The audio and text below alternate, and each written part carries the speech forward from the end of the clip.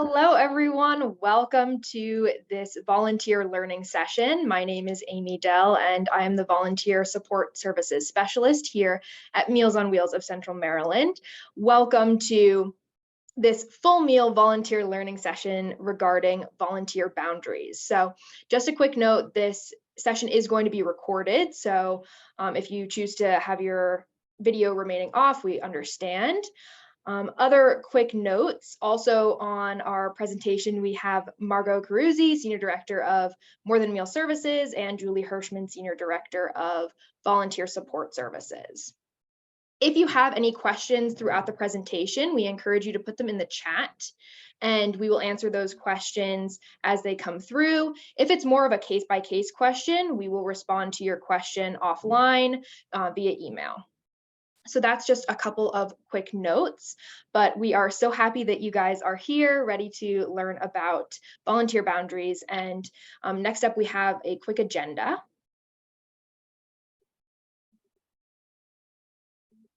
Beautiful. So in this presentation, we are going to be talking about volunteer boundaries. We're going to first define what are volunteer boundaries, then talk about why they're important for both you as the volunteer and for our clients. We're going to describe your volunteer role, go through some scenarios, so give you some examples, talk about how you should respond to client requests if a client asks you to do something that is outside of your volunteer role, go through some quick do's and don'ts, and then we will leave some time for questions as well. But I just want to say again, thank you so much for being here, and we're excited to get started. So I'm going to turn it over to Margot. Thank you, Amy. I am Margot Caruzzi. I'm the Senior Director of More Than a Meal Services. So again, thank you so much for joining us this afternoon. And thank you for watching if you're watching the recording. We thought it was really important to go over something about the relationship between the volunteers and the clients, because it's so critical to our success at Meals on Wheels. And we know how important it is to you all and how rewarding it is. But we know that conversations around boundaries for that are also really important. And so I do want to acknowledge that the reason we talk about this is because we know how much our volunteers care. And we know that intentions are always wonderful and good and coming from a good place.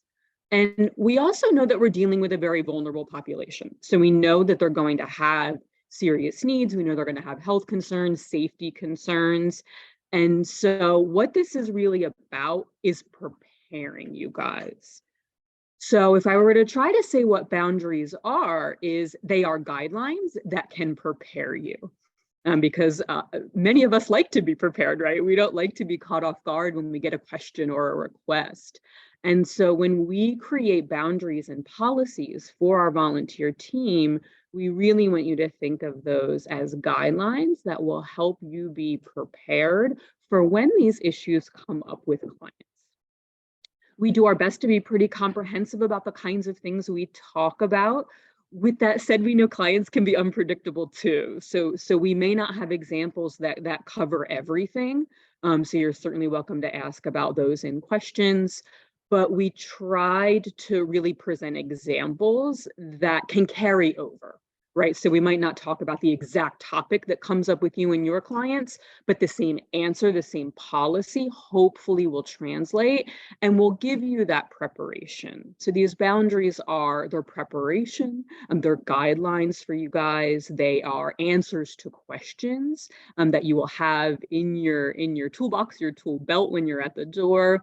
So that you'll be able to easily address things, hopefully, when you are interacting with clients. Next slide. All right, so let's talk a little bit about the why. What are they and what do they look like? So when we think about the boundaries, we want to think about why are they important? And they are important both for the volunteers and for the clients. And this is in many ways often about protection and safety. So these volunteers are about protecting clients and protecting volunteers. First, we'll talk about the clients a little bit. So you'll see here it says, boundaries create a process for connecting clients with the best services for their needs. So often if any situation arises where boundaries might be in question, it's because a client is asking for something or making a request. And that's because they have a need that extends beyond the meal that you have just handed them, or the groceries that you've delivered, or the pet food that you've delivered, or the friendly call that you've just made. So they have an additional service that they are in need of. We are prepared for that, and we will go over later and point out the specific ways that you guys as volunteers can share that information with us. But we do know that that is the case for many of our clients. They need more than a meal services. So we have that process for doing our best to make that connection for clients. We do know that sometimes there can be delays, there can be wait lists, there can even be situations where the client makes a request initially, but then changes their mind, or when they realize what that request would entail, they decide not to follow through with it. So that does happen as well. But if we have a boundary that asks our volunteers to bring the information to us, share it with us instead of trying or being tempted to solve or answer something for yourself, that's because we want to get them into the proper system. We want to apply them to the program, to something like social services or the Department of Aging, that will resolve the issue that the client is bringing up and that they keep requesting from you guys. So that's kind of from the client end. There's this middle ground, the relationship, so protecting the client and volunteer relationship. We always want that to be as positive as possible. It is part of our mission that we provide our services through personal contact, and that is you all. We do these things in person, or even if it's an extended friendly conversation, that applies too, over the phone. We try to make these things as personal as possible, and that's really helping reduce our clients' isolation. And we know how serious of a concern isolation has been lately for many people, but for our seniors in particular. So that is the key. That is the key guideline around the client-volunteer relationship, is that moment is so important. And for the most part, it tends to be a positive interaction and really benefits both parties. Again, the client is happy and has received their meal, and hopefully the volunteer feels that sense of reward, and often positive interaction and really genuine positive conversations, whether it's just for a few moments or whether it's a little bit lengthier. For the most part, that relationship, can stay that real positive tone, that isolation reduction, when it stays within the guidelines and the boundaries that we create. And when we've had instances where things have become a little bit more complicated or challenging, it's because an issue has potentially come up around those boundaries. And so we really think that protection of that relationship is really, really important. And then the last thing I'll bring up is on volunteers' behalf, your time, energy, and then even emotional energy. So when a client is making a request, typically built into that is a time or physical energy commitment that you would be making. And you'll see some examples of that more in scenarios that we're going to share with you guys. But we want to protect that. You are already volunteering your time with whatever service you are volunteering with. And in many cases, that is a very significant time commitment, either depending on how long the interaction takes or how often you volunteer. And so we don't want to ask any more of you. And so protection of your time is really important. Again, requests might involve things that take physical energy. It could be something that, maybe a client assumes a volunteer is capable of, that might also be difficult for a volunteer, if it's maybe, moving something heavy or something like that. And, I work with our case management team, and we talk a lot about even something like emotional energy. Again, we know we are working with a vulnerable population, and sometimes some challenging things can come up. And so we really appreciate the effort and the care and the empathy that you put into really reminding the client that they are cared for and that we are there for them. And then we want the information to be passed along to the team that is there to handle some of those more difficult issues, and has the training involved to make sure that we know how to handle slightly more difficult things, and then also protect and care for ourselves. And so we want you to do that as well. And so we want you to be confident and secure that when you've passed along the information, and again, we'll talk about the different ways you do that, that the client will be followed up with, and that we will be reaching back out. And hopefully that lets you, release that a little bit. If it was something that was, difficult to hear, difficult to talk through, you're able to sort of protect yourself and breathe through it and let it go once you've moved on, because you've passed it along to the team that will then reach back out to the client. So that's kind of about the why this is important, and with both the clients and the volunteers. Next slide.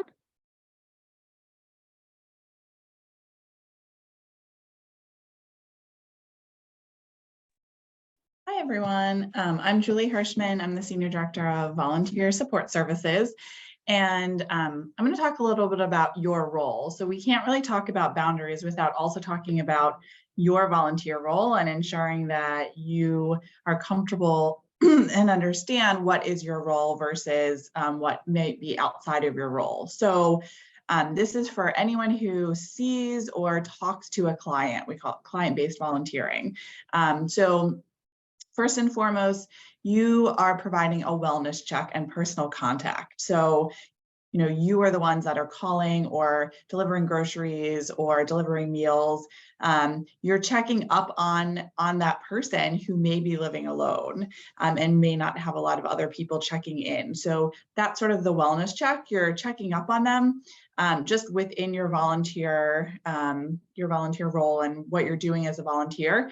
And you're, talking with them. You're reducing social isolation, you're having a conversation, and through that, you may come up, might come up something that you feel like you want to report to us, right? So that's part of sort of that wellness check. So we're not necessarily asking you to delve into everything, but just have a conversation. And through that, I'm sure that many of you know, things just sort of come up. So the second thing is reporting those concerns or those needs that clients tell you about. And so that is also, just as Margot said, a very important part of your role is, you are the eyes and ears of Meals on Wheels. And so a lot of the things that we find out about our clients, we would never know unless you reported it. So that's very important as well, that you're, again, having that conversation, but sort of thinking in your mind, is there something that you're concerned about for that client and you want to report that. So depending on how you're volunteering, obviously your role is a little bit different. So we have meal delivery, you're delivering food to the clients. For grocery shopping, you're delivering the groceries, you're helping them put away the groceries if they ask you. That is definitely part of your role if you feel comfortable and they feel comfortable with you doing that. And then if you're part of the Call Connections program, you're calling the client that you're assigned, you're providing that friendly conversation to reduce social isolation. So in each of these volunteer opportunities, you have the opportunity to speak with the client, whether it's, hi, how are you today? And that's it. Or you're having a genuine, lengthy conversation with Call Connection. So any of those is fine. We just want to make sure that first and foremost, you're really, you're the eyes and ears. You're checking in, you're having that conversation, you're reducing social isolation, and then you're also reporting to us. We will talk a little bit about how the reporting happens in a later slide.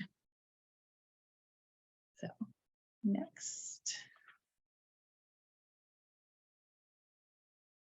All right, I'm going to go over the first scenario. So we tried to pick things that realistically commonly come up. So we know these are true. And again, hopefully some of the concepts will translate even if we don't cover an exact example that has come up often for you guys. So the client has an immediate need. So the reason that they're making some kind of request for you is that it is something that for them is urgent, that they need right now. A very common one that we see is listed here is that they don't have transportation and they need to go to the doctor. It might even be they have an appointment that day and they haven't made arrangements for how to get there yet, or they had a ride and it fell through. And so we completely understand that that can seem so immediate and temporary that it might seem like it's something that it's easier to just do. But there's a reason why our policies say you are not allowed to transport clients. We do, of course, have to mention the logistics that is not covered by our insurance. So there's a safety concern there as well. But going back to what I said about when you relay information to us, we do follow up, and you have, like Julie said, you have done a really important part of your role by sharing that information. So what we want to do for this client is make sure we get them involved with a reliable transportation service where this immediate and urgent need will not come up again. The fact that we're going to do that, unfortunately, doesn't change that you cannot solve that immediate need at that time. That is still our policy regardless. But it does make the communication and it makes the interaction a little bit easier when you know that hopefully there will be a solution down the line. So an example I'll use is we would apply a client for mobility services. So those are services that many, if not all, of our clients qualify for that will provide that transportation for them. We will help them through that process. We don't just share what they should do. We will help them fill out the application. There's different pieces to it. So we will facilitate that as well, all the way through to the very end, and make sure that they know how to use and have been approved for and utilize transportation services. There are often different options. Some medical facilities have their own transportation, but we always want to get the client into that system. So this is really a good example of both of those reasons. So for insurance reasons, for health and safety, you don't know what might happen during the course of that ride, that it is against our policies to transport clients. Even when we do an intervention like this, where that transportation need was immediate, ultimately, if we have to talk through the client with the client about their options of calling 911 and having medical professionals come, we can do that as well. But it's also that we will help find the solution so this will not come up again in the future. So that's certainly always our goal. Again, there can be some challenges there, and maybe ultimately the client decides not to accept those kinds of services. I will say that if we have done everything that we think is in our power to assist a client with this issue going forward, and they continue to make that request of you, that is where we would follow up with the client, and might even have a conversation around making sure that they know. And we reinforce for you that the volunteer isn't able to do that. So please remember when they're there. And in the future, do not ask again for this favor, because we are reinforcing with you that they're not able to do this. So if it is a situation that's a little more complex and ultimately the issue isn't solved, so the request potentially could keep coming up, we can be there as a resource for you to help prevent that. So now we can move on to scenario 2.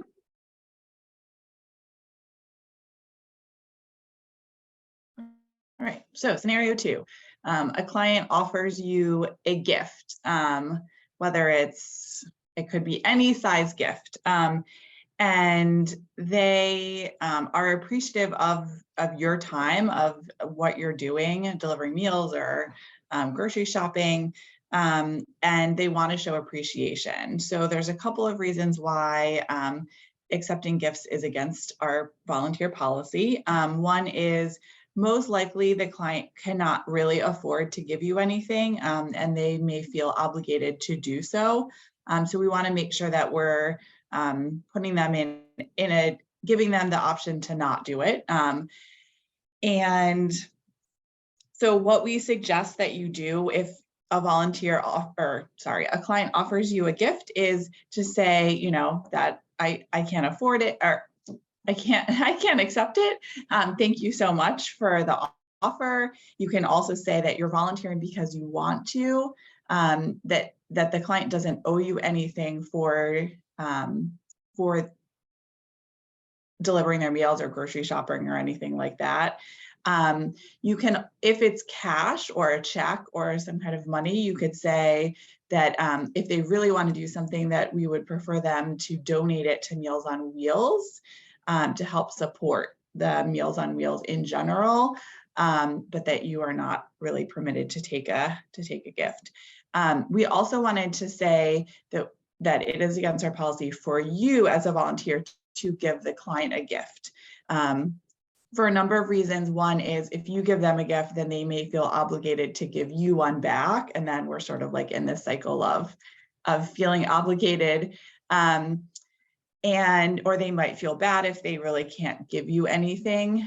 So we have groups that if you deliver meals, you've probably delivered mugs of love or bundles of love typically around the holidays, but we do it all year round, that groups make things that are a little bit extra for clients. So that every client does get one or two a year.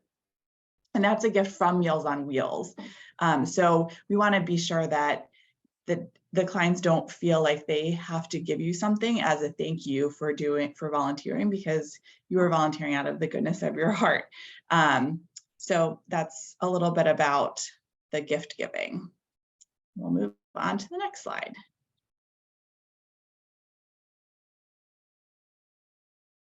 All right, scenario 3. So this is about household tasks.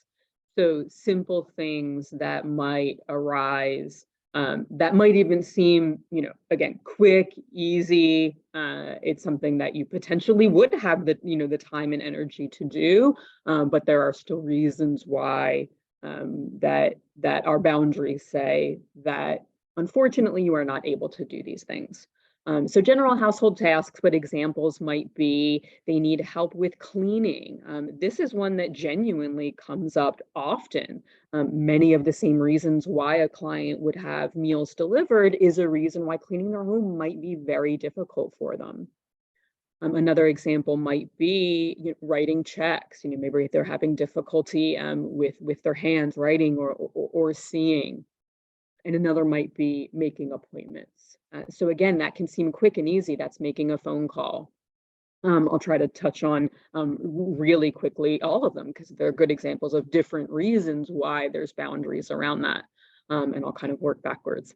And so making appointments, again, is something that might seem so simple, but if you pass along that information, we will get them with the appropriate system that will help them with that going forward. You are there, maybe once a week, maybe more than that. There could be other issues around why a client's having difficulty making appointments. And even if the appointment's made, they wouldn't be able to follow up and then make it to the appointment. And so just that one step, unfortunately, won't fully meet the need. But when we talk to them, we might be able to do something a little bit more comprehensively. Writing checks, there's legal reasons around that. Hopefully that is pretty clear. Again, needs help with cleaning might come up pretty often. The one thing I will say about this one is that this is one where I like the way Julie put it, that it gets into that cycle a little bit, because chances are, they need help with cleaning once. If you go back a week or two later, it is pretty likely that they are already at the point where they might need help with cleaning again. So the need is often an ongoing need, and we certainly do not expect you to ever meet a need like that. So the reason we create a boundary around it is that you're not doing it once and then creating any confusion, any potential conflict around not being able to do it the next time. So it is much easier to keep a boundary, to follow an established guideline and a boundary, than it is to reestablish it after it has already been broken. So with an example like cleaning, because it is such a common request, those are things that we always refer to the proper organization. So again, that might often be something like the Department of Aging or Social Services. And it is really important, no matter how simple the task may be, that it is qualified professionals doing something that's even that simple. There could be, health and sanitary reasons why that is critical. For, a professional staff knows how to protect themselves from anything that might happen during that process. When we get into really serious issues that veer closer to the area of like hoarding and clutter, that has, tremendous complexity with it. And so we would work with the client to hopefully get to a service where the qualified and trained professionals who know how to handle the complexity of that are the ones helping the client solve the issue. So we know these are other examples that come up really often. And again, they can sometimes seem like it would be, maybe very quick, very simple, versus something like the transportation example that's complex, but urgent and immediate. Again, keep that boundary, keep that guideline. We'll go over even some examples of exactly what to say. So kind of have that in your back pocket so that the boundary is established and it stays instead of having to build it back up. Next slide.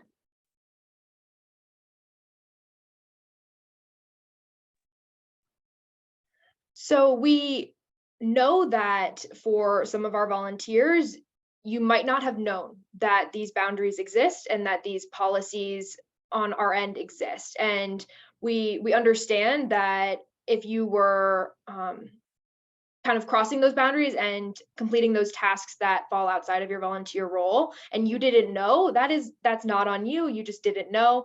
But we're really happy that you're now watching and that you now know that we have these policies and these boundaries are in place for a reason. So if a client asks you to step outside of your volunteer role in the future, we ask that you explain that it's Meals on Wheels policy for you to not assist with this task. We really encourage you to blame us, to say that like if you feel uncomfortable saying no for this request that again seems so small, just say that you wish you could, if that is how you feel, but that it is Meals on Wheels policy for you to not do that. We then want you to report the concern to us. So I know that we've been saying this over and over and over again, but it is really important for us as the organization to know that the client has this need so that we can then, like Margot was saying, put them on the right track towards getting that need met. It's also important for us to keep track of when the client is requesting this service so that we can make sure that we are taking note of that. If that's in conjunction with them needing other services, then that might help us piece together what's really going on with the client so that we can best meet their needs and best treat them as a whole human with a variety of different things that are going on in their life. We know that as human beings, it's not just one thing, it's likely a combination of other things, and we really want to support our clients the best we can.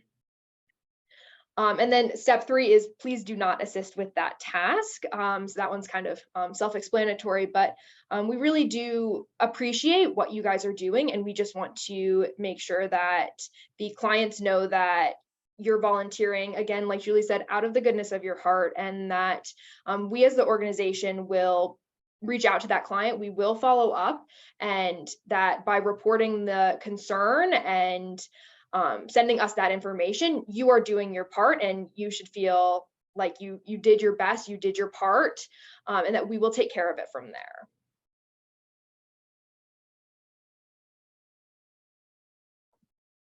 So a couple of things about reporting concerns. So it depends on what your volunteer role is how we would like you to report your concerns. So if you deliver meals, you should report it in the Mobile Meals app under change of condition. So anytime you hit delivered, it will say, do you have a change of condition? And you probably hit no a lot of the time. If you have something to report, please say yes, and then it will guide you through choosing what the concern is sort of under. and then you can explain the concern.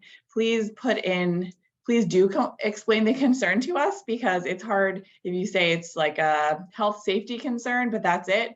It's really difficult to call the client and say, hi, so someone reported that there's a health safety concern. Like, we can't say that. So if you give us a little bit of information about what your concern is, that is definitely the best. And then if you're a grocery shopping volunteer, if you do call connections, if you do kibble connection, deliver pet food, there's an online reporting form.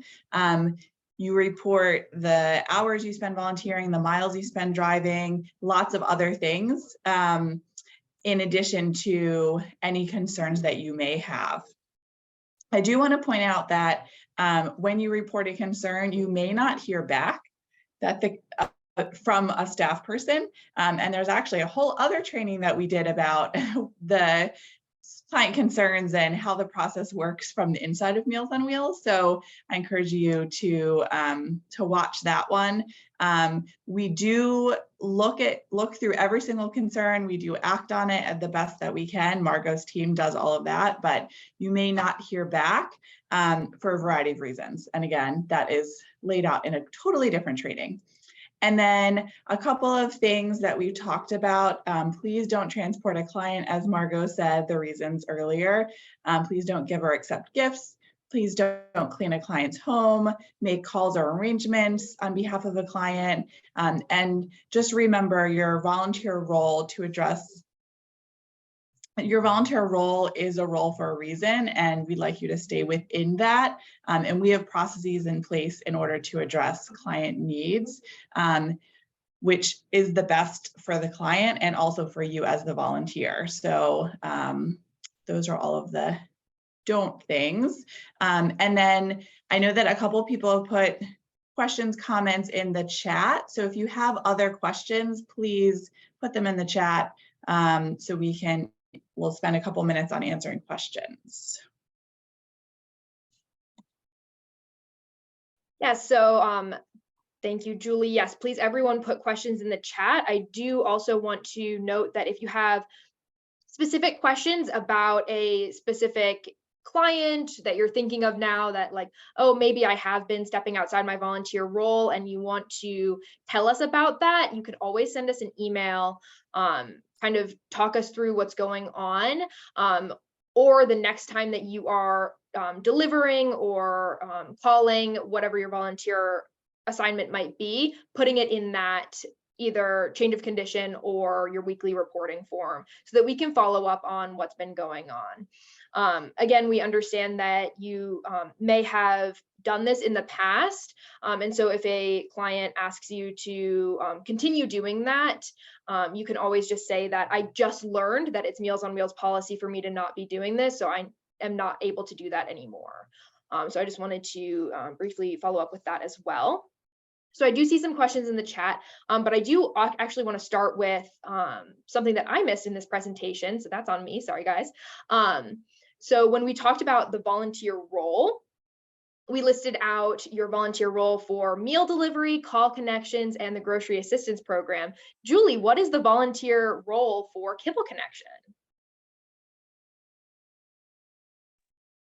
So for Kibble Connection, the volunteer role is delivering pet food quarterly from that you get from the Maryland SPCA.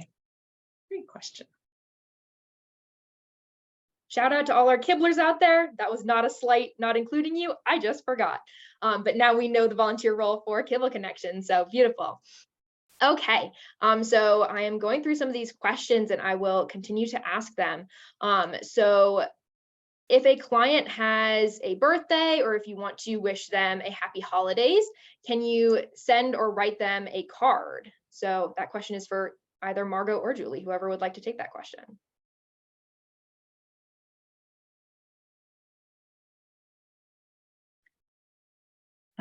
I can take that one. I mean, I think that technically we would say no, because we want, we don't want the client to feel obligated to then give you a card or feel bad if they don't have the means to buy a card for you, or or the means to go to the store to get a card. I mean, I think that, you know, Margot might disagree with this, but sometimes, you know, that's a little bit of a gray area. So, but I would overall say no, that are there other ways for you to, you know, you can tell them that you wish them you know, happy holidays or something like that. We just want to be clear with our clients that, like, you're not asking for anything back. And even if you say that, they might still feel like they should be doing something for you.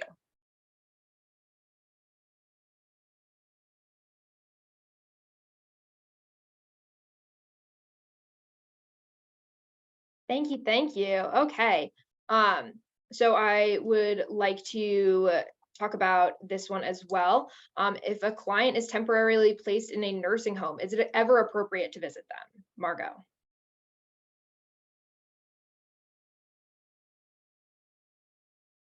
It is not. It is not, unfortunately. They are cared for there. There's also complexity around our knowledge of where a client is once they are not on meal service. So there's sort of a tie in there that I don't want to go too much into, but depending on why they're in a nursing home, how long that's going to be, they may no longer be a Meals on Wheels client. So that sort of settles it in a different way. But just from a boundaries perspective, no. And in particular, you know, they are safe and cared for there. So anything that, you know, sort of might be going on in the home, in fact, it is likely resolved. So again, we understand that that is completely coming from, you know, those good intentions and that really wonderful place. But it is similar as even if a client comes off service, that sometimes part of the deal, part of the relationship is that, you know, it may not go on for the entirety of when you volunteer. You might see clients come on and off service. And so that's part of that as well.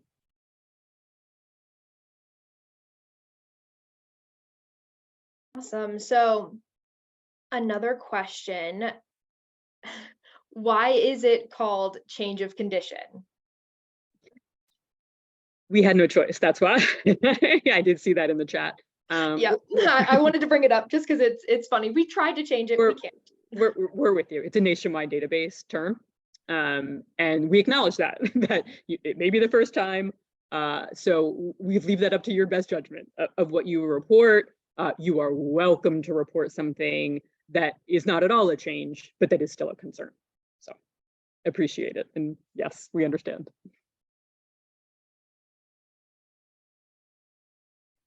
I do also see a question in the chat asking about our Meals on Wheels insurance. I do not have that information available right now, but we can definitely follow up offline on that one. We have a question about our More Than a Meal services. The question is, does a client have to be receiving meal service to receive other services such as call connections? So I can take that one. Yes, so that's one of our More Than a Meal services. So a client does have to be receiving either meals or grocery shopping services in order to receive call connections or our kibble connection, pet food delivery service, or our case management services through our targeted case management services. So that's why they're called More Than a Meal. Clients either have to be getting our home delivered meals, our daily meal delivery, or grocery shopping. So if you deliver to a client who you think could benefit from grocery shopping or our call connections program, feel free to put that in mobile meals as well. And we would follow up with that person to see if they're interested in becoming part of one of the other services.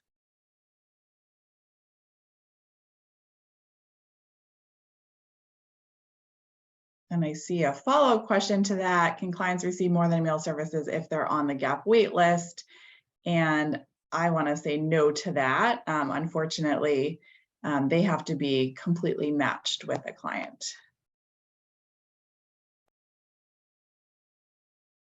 Awesome. So we also have a question in the chat asking about reporting concerns. So yes, if you are a GAP volunteer, then emailing Ashley is definitely a way to go. But you can also, again, put those in that reporting form that you're using for GAAP. Okay, other questions? Okay, so we also have something about our volunteer policy. So yes, we have mentioned this volunteer policy multiple times throughout this presentation. So the volunteer policy that we are referring to is in a couple of different places. So one of the main places that it can be found is our volunteer agreement that we have our volunteers sign. So depending on when you were onboarded, that could be in a couple of different places. Prior to COVID, it was in our volunteer handbook. So when you attended orientation at our main office in Baltimore City, you received a volunteer handbook and signed that handbook, and those policies are there. During COVID, when we started doing our orientations online, we had that volunteer handbook sent electronically. And now we also have a separate agreement that we send via DocuSign if you've been onboarded in the past couple of years, and that has those policies as well. So I don't think that it's on the website, but I feel like that's something that we can probably add to the website, but it should be in one of those places. So either a hard copy volunteer handbook, a digital copy of the volunteer handbook, or that DocuSign agreement. And I can also send that information as well if you are wanting a copy of that. So you can reach out to us about that as well. But that's a great question. Okay. Other questions? I feel like that's pretty much everything. Okay.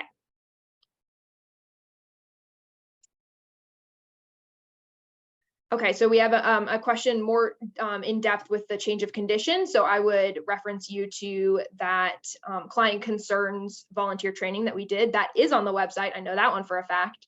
That is on Delivery Central. So it's mealsonwheelsmd.org/Delivery Central. That recorded training is on that site, and that will answer that question. Any other questions? Does anyone have other questions? I feel like I answered pretty much everything.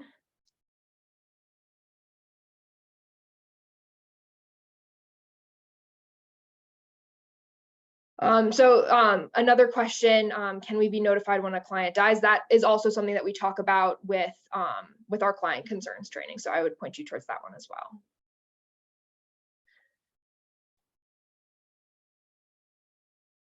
Okay, other questions? Other questions? I feel like we're pretty on the mark with timing. We anticipated that this would last about 45 minutes. So I feel like we are pretty close to that. Any last words from Margot or Julie that you guys want to share?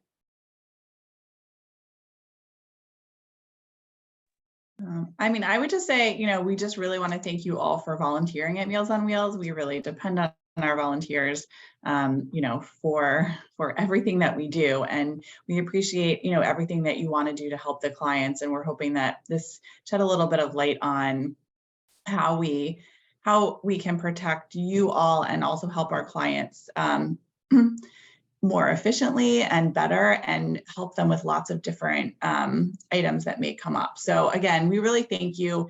And as Amy said, if you didn't know this before, it's fine. And we just appreciate you working on setting boundaries with the clients going forward. And we're happy to send out the training on like change of condition and reporting client concerns when we send out some notes from here, so that you can sort of look at it, listen to it. And if you have other questions, please let us know.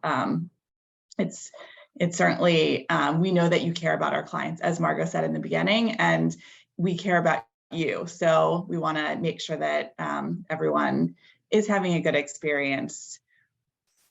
I think that's all for me. So I guess thanks so much for being here. And if you have any specific questions, please let us know.